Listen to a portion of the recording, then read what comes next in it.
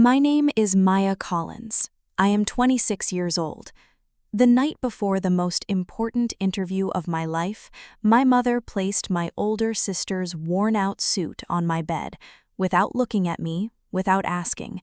I wore it anyway, 3 safety pins holding it together, and walked into a room that would change everything. Before I tell you what happened, make sure to like and subscribe to the channel and tell me your country in the comments. Now, let's begin. The suit was 4 years old. My sister Lauren had worn it to her graduate school interviews back when my parents still called spending money on her an investment. The night before my interview, my mother laid it across my bed. Didn't look at me, didn't ask. It's still good, just iron it. The sleeves hung over the edge like empty arms. It doesn't fit. It covers you, doesn't it? My father didn't lift his eyes from the television. You're lucky you have anything at all. I stood there, waiting for someone to soften that sentence. Nobody did. My mother added the part that stayed with me longest. You don't deserve new things every time life gets difficult. Not angry, not loud, just decided. Like a door closing.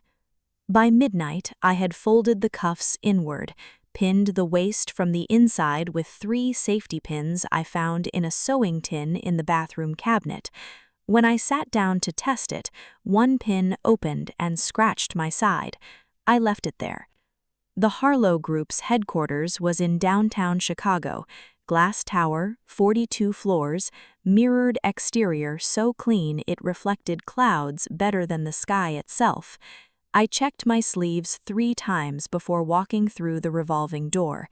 Every movement felt wrong. Pants too loose at the hips, too short at the ankles, shoulders widening my frame in all the wrong ways. I could feel people noticing, then politely pretending not to. That was always the worst part of growing up in my house. Not the insults, the adjustment afterwards. The way everyone learned to act normal around something humiliating. At the reception desk, the woman handing out visitor badges glanced at my suit, then quickly back to her computer. 12th floor, conference room B. I thanked her too quickly. The elevator was silent except for soft corporate music and the sound of my sleeve brushing against itself whenever I shifted my weight. 2 other candidates stood beside me, tailored navy suits that actually belonged to them. One of them smiled at me kindly. Somehow that made it worse. Conference room B overlooked Lake Michigan. Glass walls, long walnut table, water pitchers nobody had touched. I chose the chair nearest the corner, less of me visible, my portfolio on my lap to hide where the fabric bunched unnaturally around the safety pins. One by one, candidates were called into the inner office. Some came back confident, others came back pale.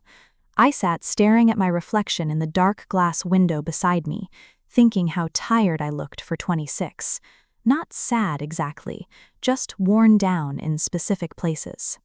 The conference room door opened. Not a recruiter, a woman I recognized immediately, Catherine Harlow, founder, CEO of the Harlow Group, the kind of person whose business decisions became Harvard case studies. Everyone in the room straightened automatically.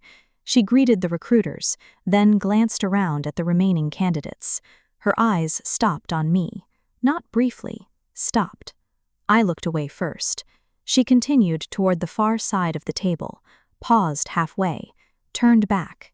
You. Gentle, direct. I thought I had already broken some rule. She looked at the shoulders of the suit, the folded cuffs, the uneven line near my waist where one side sat higher than the other. Then she asked something nobody had ever asked me before. Did someone make you wear that? The room went completely still. Heat crawled up my neck instantly. It's fine, I know what that looks like. Not pity, recognition. The specific recognition of someone who has seen this before, maybe worn it before. Before I could answer, she slipped off her charcoal blazer, walked toward me. Here, I can't take that. You can borrow it. every recruiter at the table watching, every candidate watching. I wanted the floor to open, but Catherine held the blazer out like this was the most ordinary thing in the world. Somehow that made refusing impossible. It'll fit better. My hands shook slightly as I put it on, perfect at the shoulders.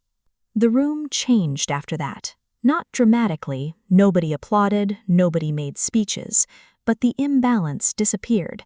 For the first time that morning, people looked directly at my face instead of scanning my clothes first. When my interview began, Catherine stayed. The questions were difficult, precise, sometimes exhausting. Market analysis, risk assessment, leadership failures, ethical blind spots. Halfway through, she asked something unexpected. What do you do when people decide who you are before you speak? I knew better than to answer emotionally. You learn to become useful before you become visible. Something flickered across her expression, not approval exactly, something heavier. After the interview, the recruiters thanked me politely.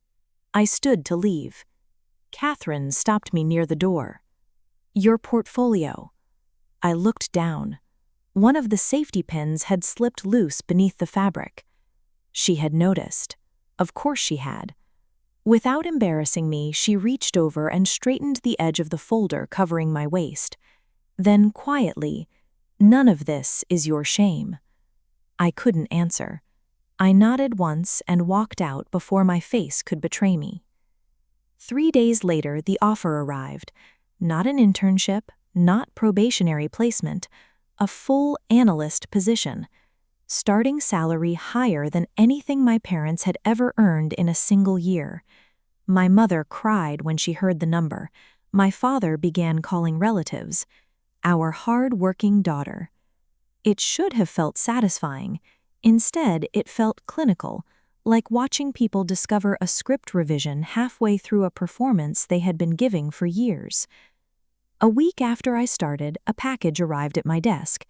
Inside was a new blazer, dark charcoal gray, perfectly tailored.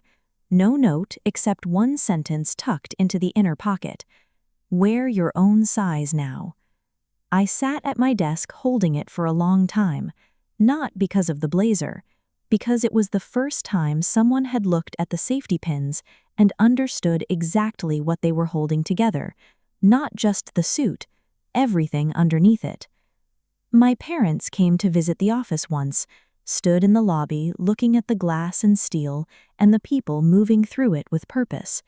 My mother looked at my desk, my nameplate, my view of the city. "We always knew you'd do well," she said. I didn't answer. Some things don't need a response. Some things just need to be witnessed. The blazer still hangs in my closet, dark charcoal gray, perfect shoulders. Some mornings I wear it just to remember that the people who decided how small you were do not get to decide how far you go. If this story gave you strength today, like and subscribe. New story every week. Comment your country below. Share with someone who needs to hear this.